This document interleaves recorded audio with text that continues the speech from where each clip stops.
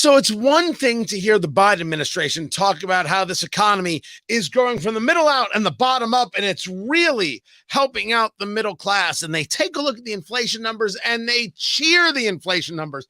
And you got to understand the politics of it. Of course, they're going to cheer, but they cheer everything, even when things are bad. This inflation report, this CPI, is a little bit better, but it's still not great. And as you and I are living the reality of this economy, we understand that it's still downright awful because everything costs more. So who's right? What the Biden White House is saying, what the inflation reports are telling us, or those of us who are actually living it? Guys, welcome to the show. Good to be with you. Presented by Americans for Prosperity, americansforprosperity.org, economic liberty, free speech. Akash Chougule joins me right now. He is the Vice President of Government Affairs over at Americans for Prosperity. I don't always do interviews with AFP guys, but when you've got a guy writing Bidenomics is a disaster, folks, well, then we're going to have a conversation, Akash. It's good to have you here. You saw that report, man. You saw what it is that came out of that CPI, Consumer Price Index. You saw that we're at a 3% inflation, still not at the target rate. It is a better report in many regards, not all, than we have seen in a while. Is this proof that Bidenomics is working? I would say maybe if we were counting on 2 years ago or a year ago, right? I think there's a couple things that we have to remember. One, the rate at which inflation is reflected in this report is something that they were talking about happening well over a year ago. If you remember, they were talking about inflation being transitory and all of that. They were talking a few weeks or months. We're now well over a year since those calls first started coming. Now, this is certainly a more encouraging report. One of the really good signs in this report, Tony, is that for the first time since the president took office, real wages are actually growing. And that means wages adjusted for inflation. Inflation has been so bad throughout his presidency that even if wages were going up, and wages have been going up, they're being drowned out by the rate of inflation, by things getting more expensive. So that Americans are actually more than 5% poorer since the president took office because of that decline in real incomes.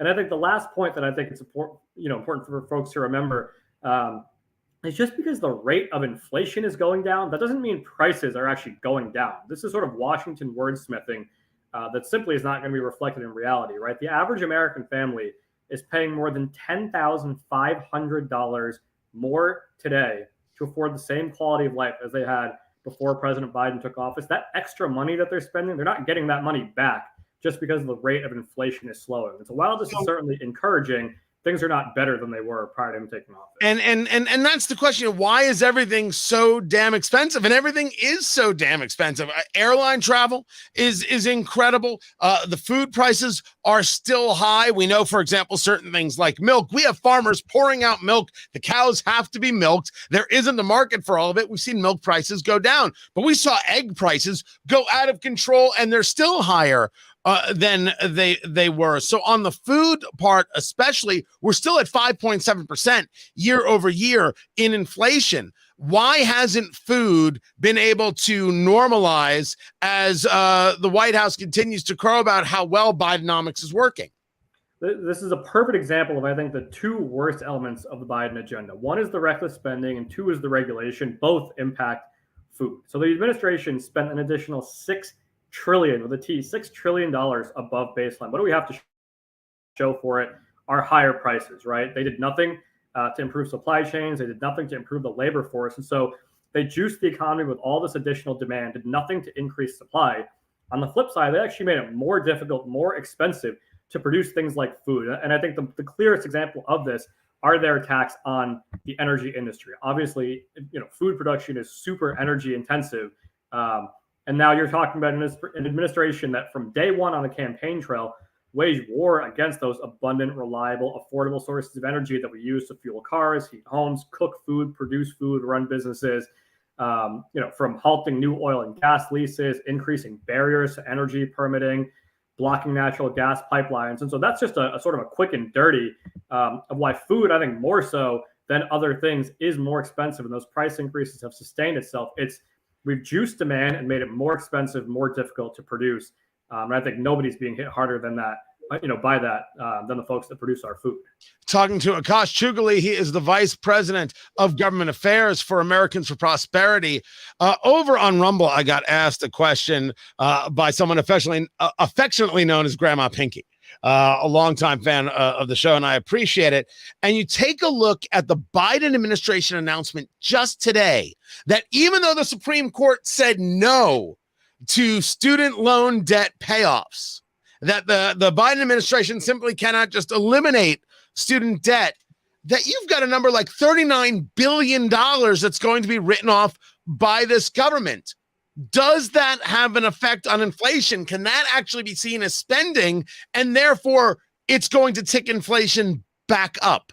Yeah, no question about it. I think this is one of the sort of quieter points that folks aren't considering. This is obviously bad policy to forgive student loans. It was unconstitutional in their original idea, as the Supreme Court made clear. But it's also inflationary. That original student loan forgiveness idea that was struck down by the court, that was going to be a $400 billion injection into the economy that wasn't supposed to be there as people were paying back their loans. Now, this one is considerably smaller. So in theory, the inflation impact is going to be much smaller. But same concept, right? That's money that folks should be paying back in loans that they took out. Instead, you're going to basically hand it to them for extra spending cash.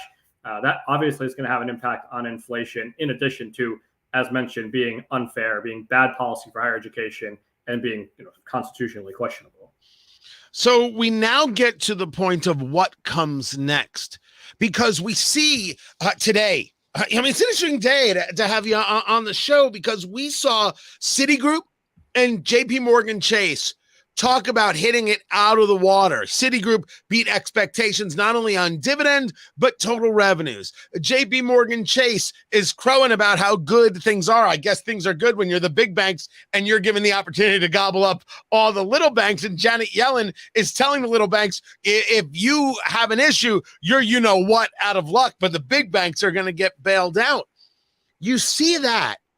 And then you see the everyday in a supermarket. You see the everyday in a retail location. The two things don't jive, man. The two things don't come together.